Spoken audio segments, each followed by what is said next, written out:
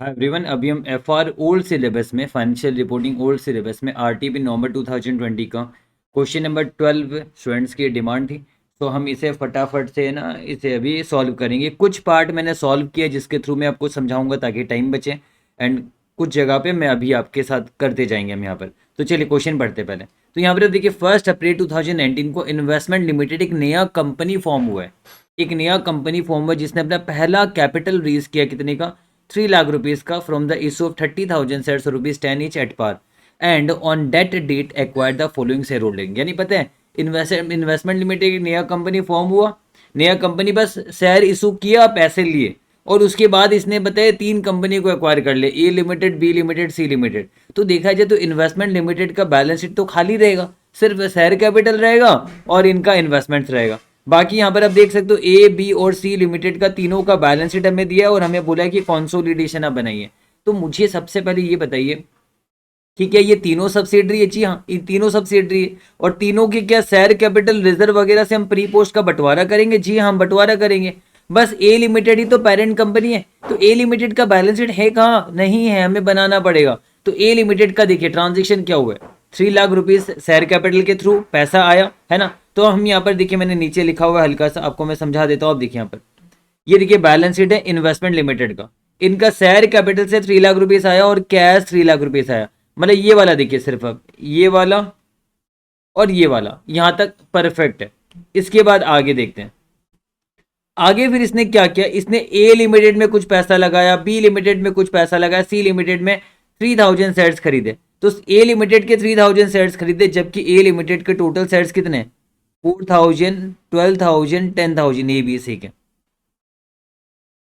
यानी यहाँ पर 4000 शेयर्स है, यहाँ पर 12,000 शेयर्स है, और यहाँ पर कितने हैं? 10,000 शेयर्स है। तो हमें पता चला 4,000 में से हम 3,000 शेयर्स होल्ड कर रहे हैं। कितना रुपया देके खरीदा? 35,000 देके। यानी यहाँ पर हम कह सकते हैं 75% हमारा होल्डिंग है। एंड दूसरे वाले में 12,000 में 10,000, यानी 5/6, यानी 83.33%, और 5/6 हम कह सकते हैं, 5/6 की हमारी होल्डिंग है। और यहाँ पर 10,000 में से 8,000 हमने होल्ड किया है, यानी 80% होल्डिंग है हमारा, है ना। तो ये हमने निकाला 75% होल्डिंग, 83.33%, 80% होल्डिंग हो गया, और पैसे हमने इतने खर्चे किए। तो यहाँ पर देखिए 35, 70, 1,07,000, 1,98,000, 9,000, ये तीनों मिला दें तो 1,99,000 का हमने इन्वेस्टमेंट किया है यहाँ पर, है ना। तो अब यहाँ पर देख सकते हो 1,99,000 हमारा पैसा गया इन्वेस्टमेंट करने पर। और मैं चाहूँ तो यहाँ पर ऐसे लिख सकता हूँ, A B C, A B और सी। तो यहाँ पर अब देखिए ए में मैंने कितने पैसे लगाए? 35, 72, 92।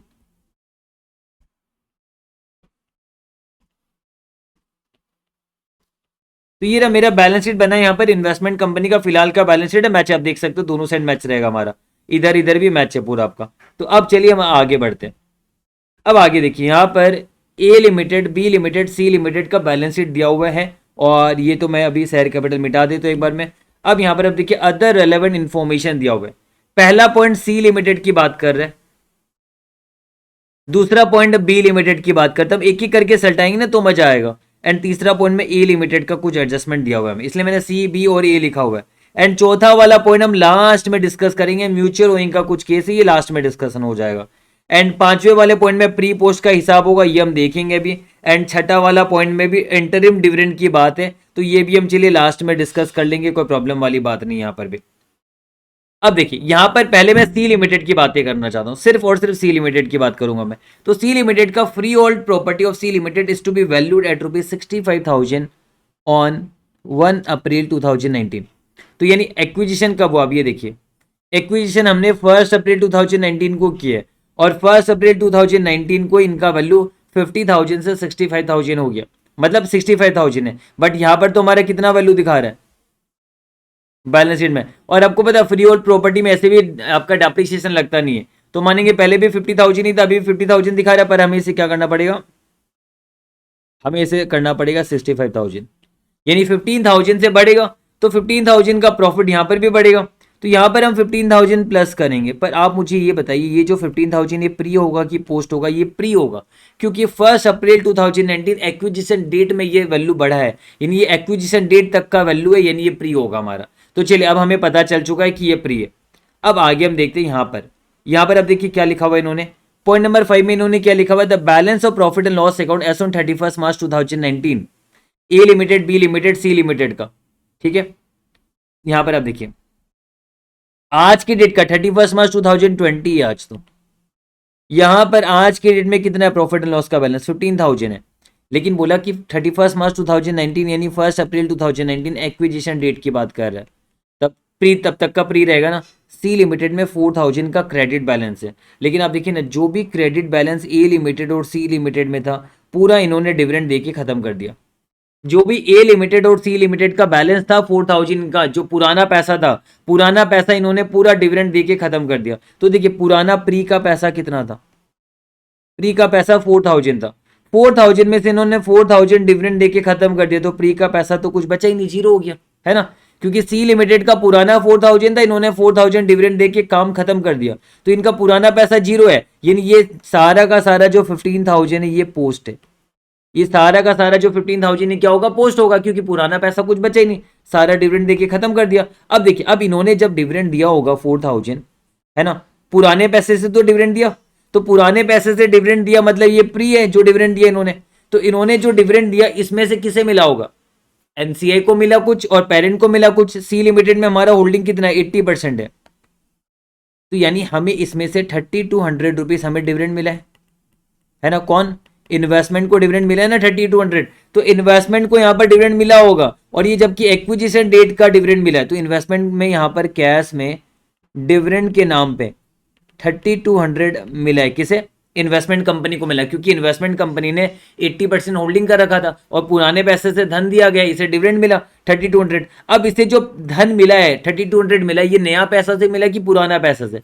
पुराना पैसा से। तो ये पीएल में नहीं दिखाएगा, ये पीएल में 3,200 नहीं दिखा सकता, क्योंकि पुराना पैसा है ना, ये क्या करेगा? इन्वेस्टमेंट से माइनस करेगा।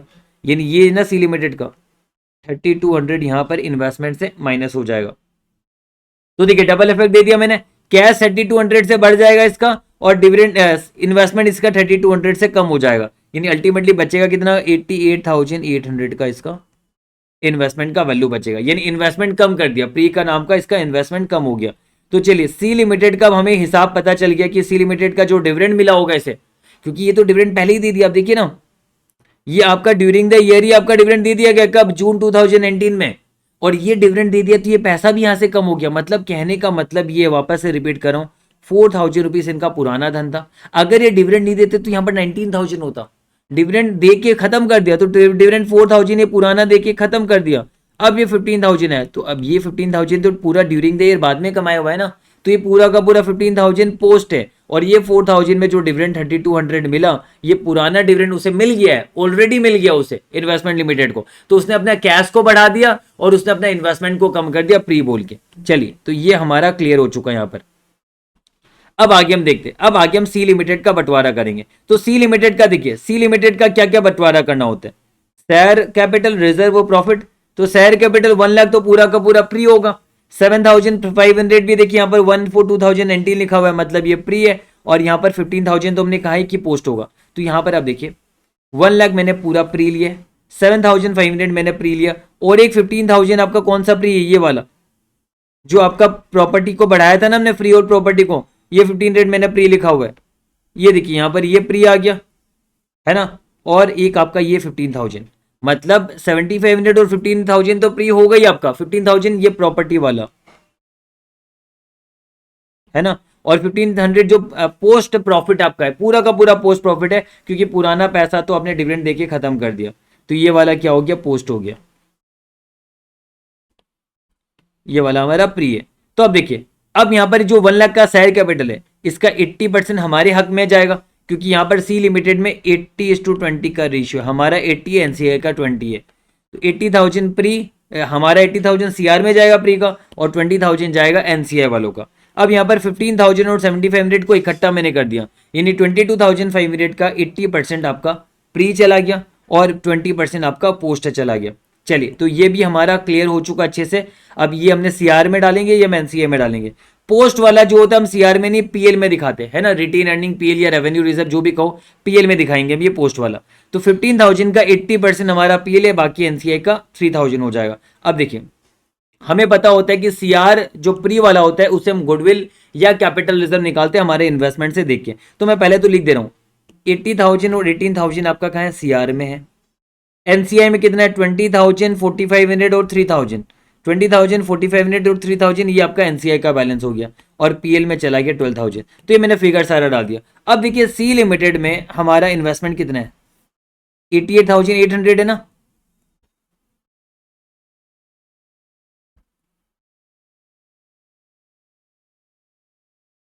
ये देखिए हमने लिखा है 88,800 आ गया हमारा, 92,000 माइनस 3,200 ना। ये हमारा जो डिविडेंड हमें मिला था, जो मैंने माइनस वहां पर किया था, तो अल्टीमेटली मेरा सीआर आ रहा है, क्योंकि मुझे हक ज्यादा मिला है, मैंने पैसे कम दिए। तो कैपिटल रिजर्व में 9,200 आ रहा है, पीएल में 12,000 आ रहा है आपका, और एनसीआई का बैलेंस 27,500 आ रहा है। तो क्या मैंने सी लिमिटेड का सल्टा दिया कहानी? जी हाँ, मैंने सी लिमिटेड का सारा कहानी खत्म कर दिया। बस ये मुझे ध्यान में रखना है, इसको मैं हाईलाइट कर दे रहा हूँ, बाद में ये मेरा बैलेंस शीट में डालने के काम आएगा। अब हम बात करेंगे बी लिमिटेड का। तो देखिए बी लिमिटेड में क्या कहा, बी लिमिटेड में कहा कि एडिशनल डेप्रिसिएशन है 2019-20 का ₹3,000 on the plant of B limited is to be provided. यानी का 2019-20 में आपका 1 अप्रैल 2019 को एक्विजिशन डेट है, और ये 2019-20 की बात कर रहा है। तो ये डेप्रिसिएशन जो है ये प्री है या पोस्ट है? ये पूरा का पूरा पोस्ट है। ये 3,000 जो है पूरा का पूरा पोस्ट है आपका। तो यहां पर मेरी बात समझिए जरा, यहां पर आप देखिए, अगर आप डेप्रिसिएशन करोगे प्लांट में बी लिमिटेड का, तो बी लिमिटेड का प्लांट जो है ना, ये 30,000 की जगह कितना हो जाएगा, 27,000 हो जाएगा 3,000 का डेप्रिसिएशन करने पर। और इनका प्रॉफिट तो है ही नहीं, देखिए इनका नेगेटिव बैलेंस है, यानी एसेट साइड में दिख रहा होगा आपको। ये देखिए profit and loss asset side में, मतलब नुकसान है। तो मैं यहां पर -3,000 करता प्रॉफिट में, लेकिन मैं यहां पर इसको 18 की जगह बना दूंगा 21,000 का नुकसान, क्योंकि ये लॉस, ये 18,000 आपका लॉस का फिगर है, एसेट साइड में रहता है, मतलब लॉस का फिगर है। तो 18 मैंने क्या किया, 18 को 21 बनाया, 30 को 27 बनाया। तो प्रॉफिट एंड लॉस मेरा एसेट साइड में लॉस बोल के, तो 18 से 21,000 बन गया, यानी यहां पर कुछ नहीं आएगा इसका। तो चलिए मैंने इसका इफेक्ट डाल दिया। अब हम बात करेंगे यहाँ पर बी लिमिटेड का क्या है।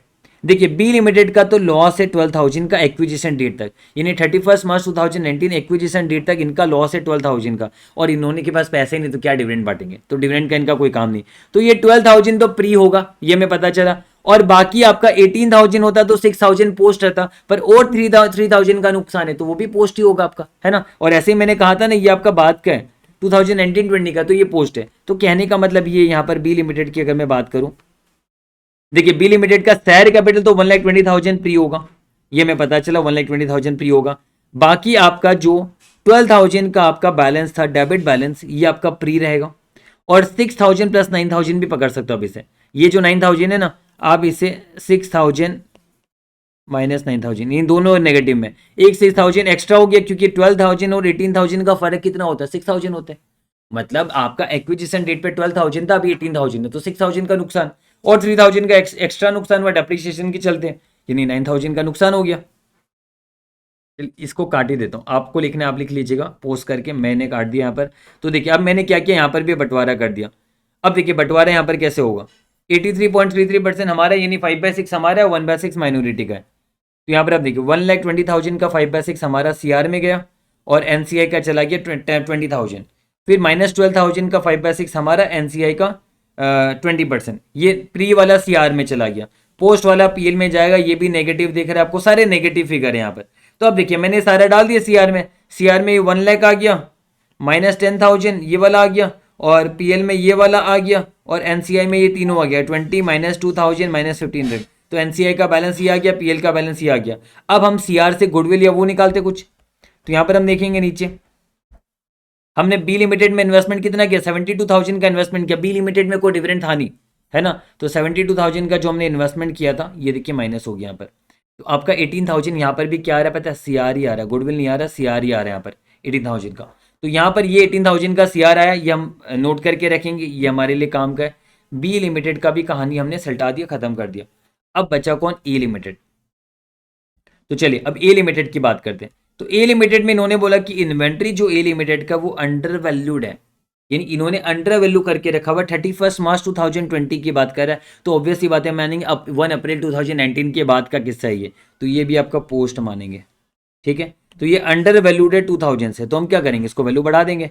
तो ए लिमिटेड का इन्वेंट्री ये रहा 11,000, ये अंडर वैल्यूड है, तो हमें इसे 13,000 कर देना चाहिए। और फिर प्रॉफिट भी इनका 6,000 की जगह कितना हो जाएगा, 8,000 हो जाएगा, क्योंकि अंडर वैल्यूड था तो प्रॉफिट भी कम था, इन्वेंट्री बढ़ा दिया, प्रॉफिट बढ़ा दिया, 8,000 हो गया इनका। अब देखिए ए लिमिटेड का हम बात करते हैं आगे और क्या करना है। तो ए लिमिटेड का आप यहाँ पर देख सकते हो 2000 का क्रेडिट बैलेंस है, और इन्होंने क्या किया कि जो इनका 2000 का क्रेडिट बैलेंस था ना, वो कंपनी ने क्या किया, पूरा डिविडेंड देके स्वाहा कर दिया, जीरो कर दिया। तो ए लिमिटेड का प्री में धन कुछ नहीं बचा, क्योंकि इन्होंने पूरा डिस्ट्रीब्यूट कर दिया एज डिविडेंड 2000 रुपीज को। अब ये जो 2000 रुपीज जब डिस्ट्रीब्यूट किया गया था, तो यानी इन्वेस्टमेंट कंपनी को पैसे मिले होंगे कितना, ए लिमिटेड में कितना होल्डिंग है, 75% है, तो इन्वेस्टमेंट कंपनी को 1500 का डिविडेंड मिला होगा पहले। तो उसने जब डिविडेंड मिला तो उसने क्या किया होगा, उसने अपने बैलेंस शीट में कैश 1500 बढ़ाया, और यहाँ पर इसे 1500 से माइनस किया, तो ये आ गया 33,500 आ गया, यहाँ पर इसे माइनस किया 33,500 है, और यहाँ पर कैश 1500 से बढ़ा दिया। तो हम भी यहाँ पर ये करेंगे, चलो हमने भी यहाँ पर कर लिया वो, अब हम आगे देखते हैं आगे का किस्सा क्या करना है हमें।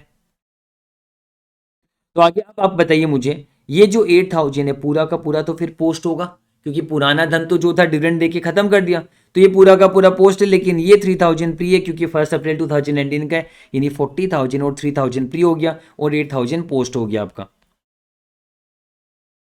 देखिए 40,000, 3,000 प्री और 8,000 पोस्ट हो गया हमारा। चलिए कहानी खत्म, और वो डिविडेंड वाला हिस्सा तो मैंने कर ही दिया वहाँ पर। तो मैंने देखिए प्री पोस्ट किया, यहाँ पर प्री वाला का सी आर एन सी ए दिखाया, यहाँ पर भी प्री वाले का सी आर एन सी ए दिखाया, यहाँ पर पोस्ट वाले का पी एल एन सी ए दिखाया मैंने, और ये सारे फिगर मैंने यहाँ पर लिख डाला। अब सी आर वाले में से इन्वेस्टमेंट माइनस होता है, तो हमने क्या देखा, हमें हक मिला 32,250, और लेकिन हमने पैसे दिए 33,500, तो यहाँ पर ये वाला गुडविल बन रहा था, यहाँ पर ये क्या बन रहा था, गुडविल बन रहा था इंडिविजुअल लेवल में, क्योंकि -1250 आ रहा था। तो अब हमारा ये भी किस्सा खत्म, ये भी हमने फटाफट से सलटा लिया।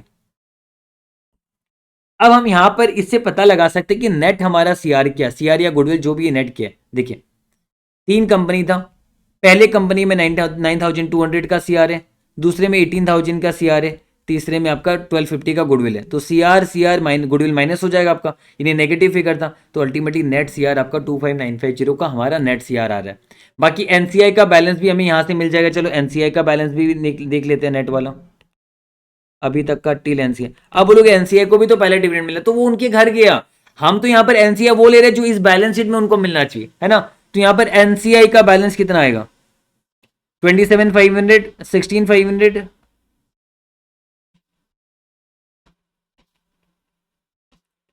प्लस 12,750,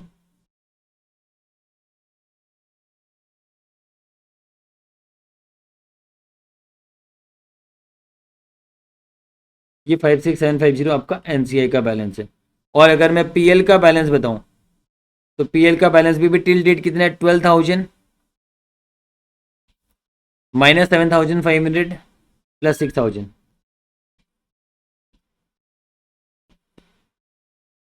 ये आ गया कितना, 18,000, यानी 10,500 आ गया। तो यहां तक हमारा किस्सा खत्म होता, हमने ये सारा नेट कर लिया हिसाब सारा, यानी क्या हमने इनका शेयर कैपिटल, रिजर्व और पीएल को सल्टा दिया, जी हमने सल्टा दिया इनको, इनका ब्रेकअप हमने कर दिया, और यहां पर इनका जो एडजस्टमेंट होना था एसेट में वो भी एडजस्टमेंट कर दिया। यानी कहने का मतलब आप ये कह सकते हो पॉइंट नंबर 1, 2, 3 एडजस्ट हो चुका है, 4 बाकी है, पॉइंट नंबर 5 भी हमने एडजस्ट कर दिया, और 6 बाकी है जो हम देखेंगे। यानी अब हम क्या करेंगे, 4 और 6 को तो हम बाद में सल्टा देंगे, पहले अब हमें क्या करना चाहिए, हमें बैलेंस शीट बनाना चाहिए, है ना। और हमें बैलेंस शीट बनाते समय ये चीज का ध्यान रखना है कि इसका इन्वेस्टमेंट कंपनी का बैलेंस शीट अभी तक का क्या हालत है, ये वाला इन्वेस्टमेंट कंपनी का बैलेंस शीट टिल डेट तक का अभी का बैलेंस शीट है। तो यहाँ पर इनका कैश बैलेंस अगर हम देखिए तो कितना आ रहा है, और मैं बता दूं ये इन्वेस्टमेंट अब लेने की जरूरत नहीं है। क्यों जरूरत नहीं, मैं आपको बताऊं, क्योंकि ये सारा हमने माइनस कर दिया, सीआर निकालते समय ना 33,500, 72,000, ये देखिए माइनस किया, ये वाला ये हमने माइनस कर दिया, यहाँ पर ये भी माइनस कर दिया, है ना। तो ये इन्वेस्टमेंट सारा माइनस कर दिया, लेकिन जो कैश बैलेंस है वो बैलेंस शीट में दिखेगा, शेयर कैपिटल भी दिखेगा आपका। तो कितना आ रहा है, 3 लाख माइनस, यानी 1,01,000 प्लस 3200 प्लस 1500, यह आ गया 105700। और आप अगर मुझे आज्ञा दो, मुझे परमिशन दो, तो मैं एक काम कर सकता हूं, इसे भी तो सल्टा देता हूं, क्योंकि ऑलरेडी 2019-20 ने मैं कंपनी ने क्या किया, डिक्लेयर करके पे भी कर दिया इंटरिम डिविडेंड। तो मतलब ये जो डिविडेंड डिक्लेयर करके पे कर दिया है, ये ऑलरेडी यहां से एडजस्ट हो चुका है, और हमने तो पूरे एडजस्टेड वाले लिया है। तो ये डिविडेंड जब पे किया होगा तो एनसीआई भी अपने घर लेके गया, वो गया, हमें उससे मतलब नहीं, वो अपने घर लेके गया। अब इन्वेस्टमेंट कंपनी को भी तो हक मिला होगा। तो इन्वेस्टमेंट कंपनी को कितना हक मिला होगा, आप सोचिए जरा। इन्वेस्टमेंट कंपनी को क्या हक मिला होगा यहाँ पर, ये पोस्ट वाला है, सबसे पहले 2019-20 यानी ये पोस्ट वाला है। इन्वेस्टमेंट कंपनी को मिला होगा इंटरिम डिविडेंड, देखिए 8% दिया गया और 10% दिया गया ए और सी लिमिटेड ने। ए ने 8% दिया और सी ने 10% दिया, ए ने 8% दिया, सी ने 10% दिया। अब मेरी बात सुनिए, टोटल तो 4000 शेयर्स में ए ने 8% दिया, पर ए लिमिटेड तो 3000 शेयर्स होल्ड करता था रुपीज 10 ईच, तो ए को कितना मिला होगा, 30,000 इंटू 8% मिला होगा, यानी 2400 मिला होगा, है ना। और इधर में ए से सी से क्या मिला होगा इन्वेस्टमेंट कंपनी को, ए से इन्वेस्टमेंट कंपनी को इतना मिला, सी से कितना मिला होगा, इसने 8000 शेयर्स होल्ड किया था और रुपीज 10 ईच, यानी 80,000 पे 10%, 8000 इधर मिला होगा। यानी देखा जाए तो इन्वेस्टमेंट कंपनी को ये दो डिविडेंड भी तो मिले, 8000 और 2500, ये भी मैं साथ ही डाल ही देता हूँ, अभी क्या दिक्कत है।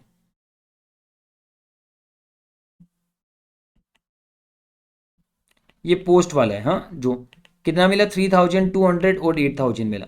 अब मुझे बताइए, ये जो डिविडेंड इससे मिला, ये भी इन्वेस्टमेंट से माइनस होता क्या, जी नहीं, ये पोस्ट वाला है, तो ये यहाँ पर पीएल में जाएगा, ये यहाँ पर पीएल में जाएगा। कितना 32,000 और 3200 8000 कितना आएगा, 10,000 11,200 आ रहे क्या।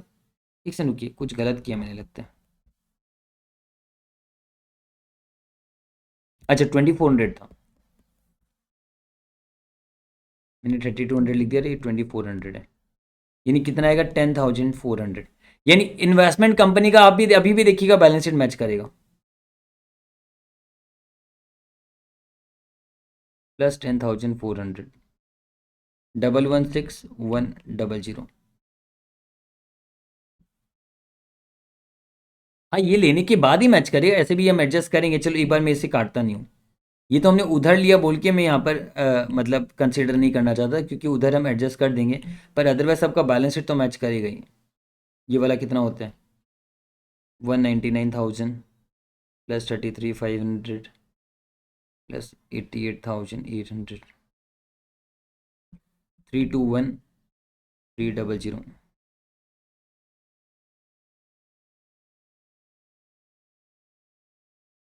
कितना आ रहा है,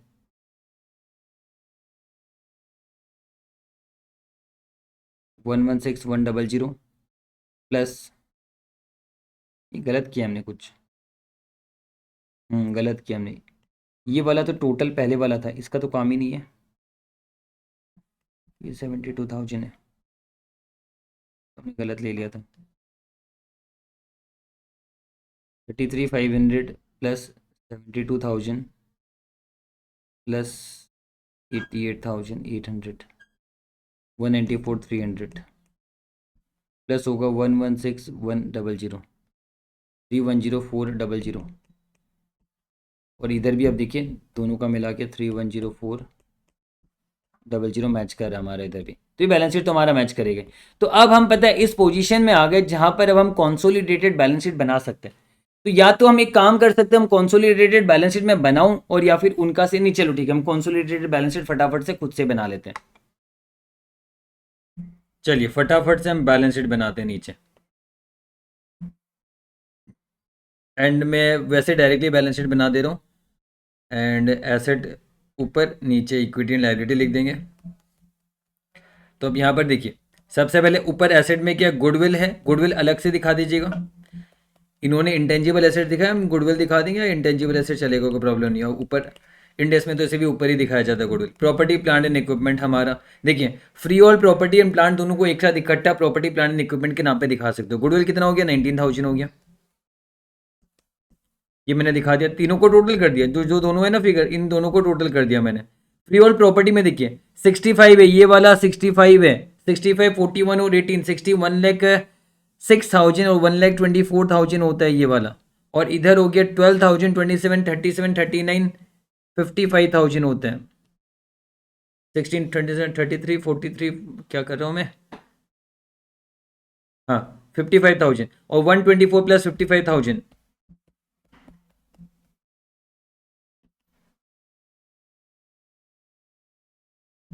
यानी कितना 65 75 1,79,000 हो गया ये प्रॉपर्टी प्लांट एंड इक्विपमेंट।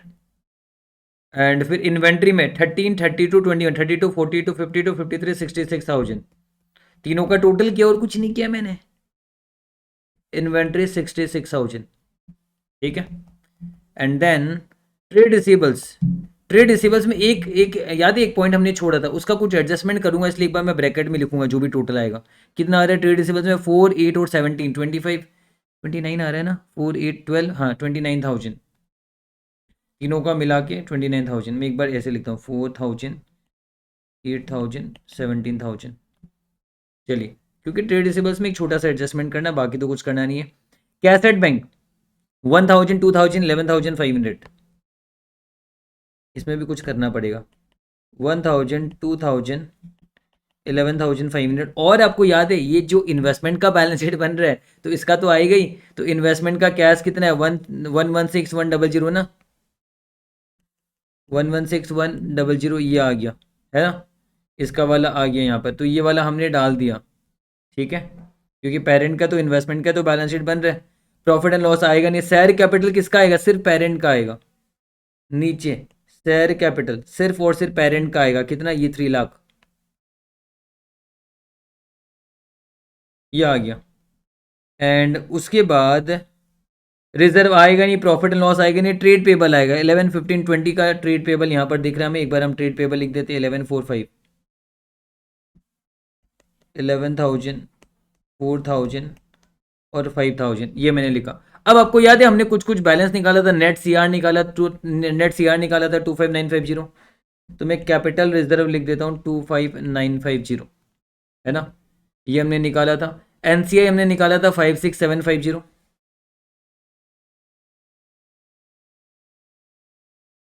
है ना। और पीएल, पीएल का भी हमने निकाला था बैलेंस 10,500 अपने पीएल निकाला था।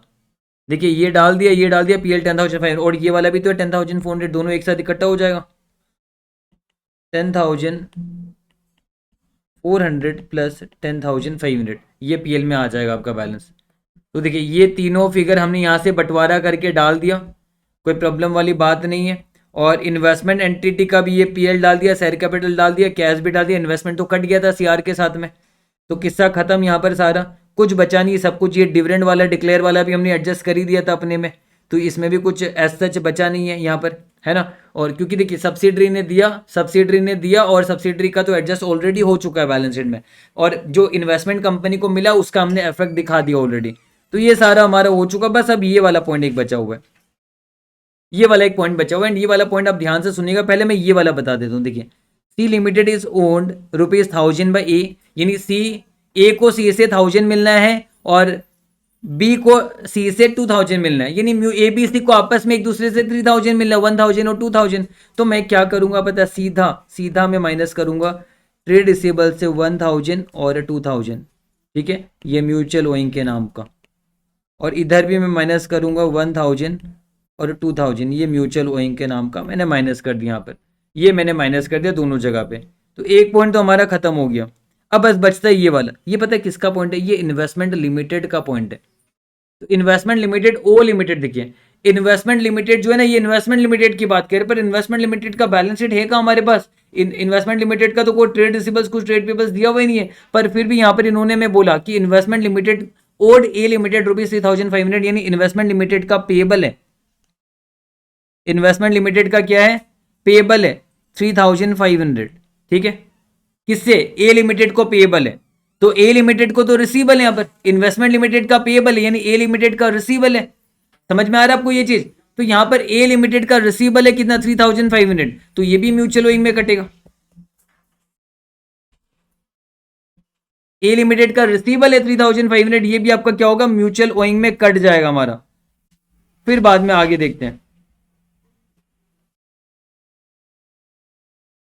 वापस से रुकिया। इन्वेस्टमेंट लिमिटेड को देना है यानी ए लिमिटेड को मिलना है। तो ए लिमिटेड का मिलना तो ट्रेड रिसीवेबल्स में होगा, तो ट्रेड रिसीवेबल्स हमने एक बार काटा। और इन्वेस्टमेंट लिमिटेड को क्या है, इन्वेस्टमेंट लिमिटेड का जो भी है यहाँ पर इसका भी अपना बैलेंस शीट से कटेगा। तो यहाँ पर इसके बैलेंस शीट में कुछ था नहीं, तो एक बार मैं फिर भी डाल दे रहा हूँ, इन्वेस्टमेंट लिमिटेड को देना है 3500। ये एक बैलेंस में फिगर है, क्योंकि इन्वेस्टमेंट लिमिटेड को ट्रेड पेबल 3500 देना है और उसे मिलना है। तो ये भी हालांकि कटेगा, पर इसका कॉरेस्पॉन्डिंग इफेक्ट भी तो होगा, वो हम देखेंगे। ये भी कटेगा म्यूचुअल ओइंग में, मैं एग्री करता हूँ। और दूसरा 6000 बाई बी लिमिटेड, यानी इन्वेस्टमेंट लिमिटेड को 6000 मिलना है बी लिमिटेड से, तो बी लिमिटेड को तो देना है, तो बी लिमिटेड का पेबल है, तो बी लिमिटेड का पेबल कट जाएगा 6000, बी लिमिटेड का पेबल 6000 कट जाएगा, और इसका इधर रिसीवेबल 6000 कटेगा। ठीक है, ये वाला कटेगा यहाँ पर, यानी ये ट्रेड पेबल्स कटेगा और ये रिसीवेबल 6000 कटेगा, ये दोनों यहाँ पर कटने वाला है, इसके बारे में हम बात कर लेंगे। लेकिन अब देखिए यहाँ पर इनका बैलेंस शीट में ये इफेक्ट आएगा। मैं ट्रेड पेबल्स को क्लोज करता हूँ, कितना आ रहा है 20000 आ रहा है, -9000 यानी 11000 का ट्रेड पेबल आ रहा है। और ट्रेड रिसीवेबल्स में भी आप देखिए 4 है 12, 29000 माइनस 6500,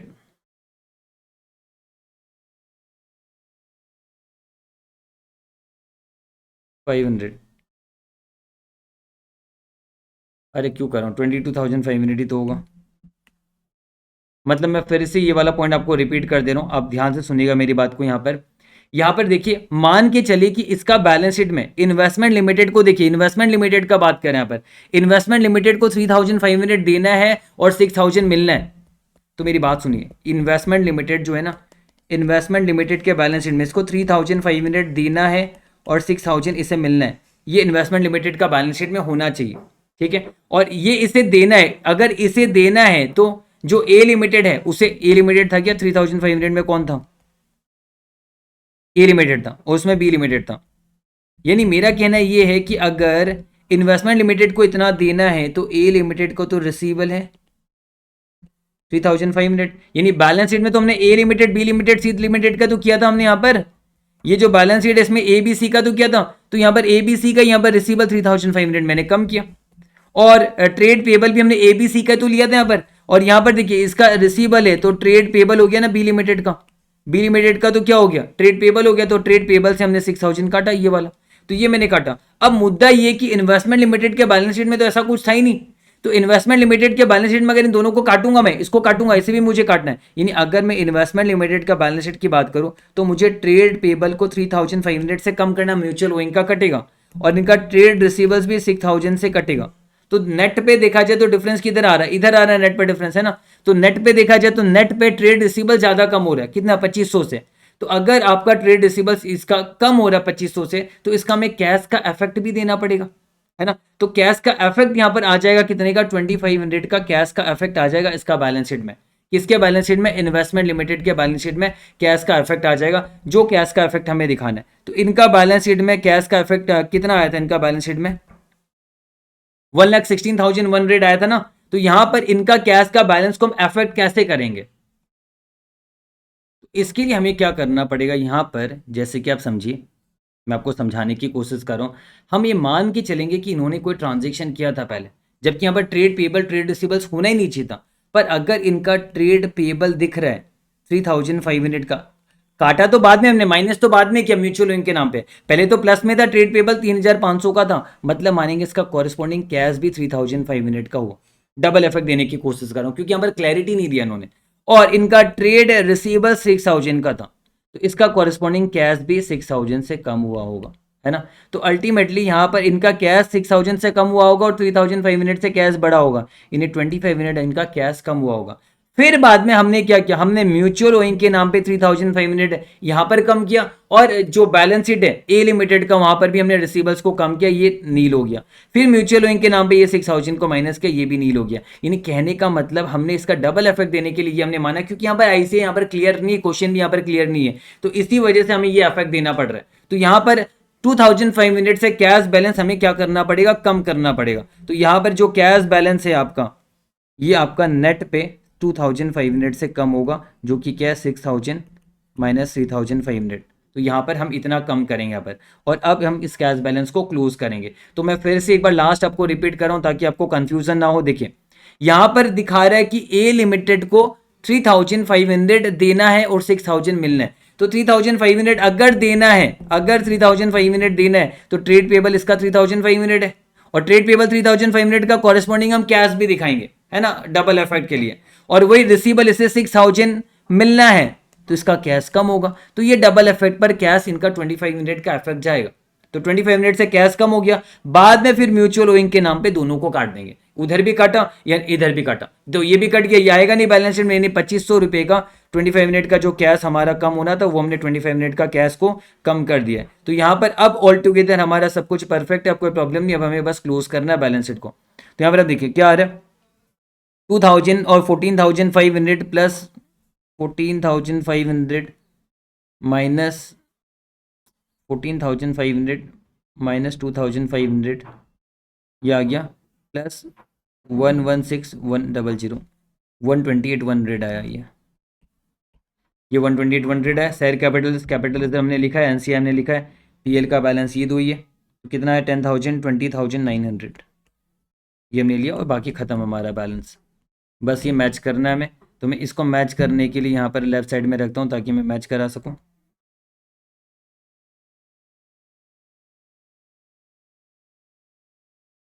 फाइव 6,750 कहाँ गया, ये देखिए, ये वाला और ये वाला को भी एक साथ जोड़ेगा। कैपिटल रिजर्व एक काम करते हैं, इसको मैं नीचे रखूँगा, इसको ऊपर रखूँगा, इसको भी नीचे रख के पीएल को ऊपर रखते हैं, सीआर और पीएल एक साथ हो जाएगा। तो सीआर और पीएल मिला के रिजर्व एंड सरप्लस होता है ना, ये दोनों मिला के 25, 35, 45, 46,850, तो ये 46,850 आ रहा है, मैच कर रहा है हमारा। तो यहाँ पर ये भी मैच कर रहा है, ये मैच किया, ये भी मैच किया, ये भी मैच किया, ये भी मैच किया, ये परफेक्ट है यहाँ पर। और फिर बाद में एसेट साइड में 1,70,000, 79,000, 19,000 मैच कर रहा है, 66,000 हो गया, 22,500 हो गया, 128,100 हो गया। तो ऑल टुगेदर पूरा मैंने बैलेंस शीट मैच करा दिया, एंड मैं उम्मीद करता हूँ आप आराम से इसे बना लोगे, एंड इसका पीडीएफ भी आपको मैं अभी व्हाट्सएप ग्रुप पे सेंड कर दूंगा। चलिए, तो आप इस क्वेश्चन को अब संभाल लोगे आराम से।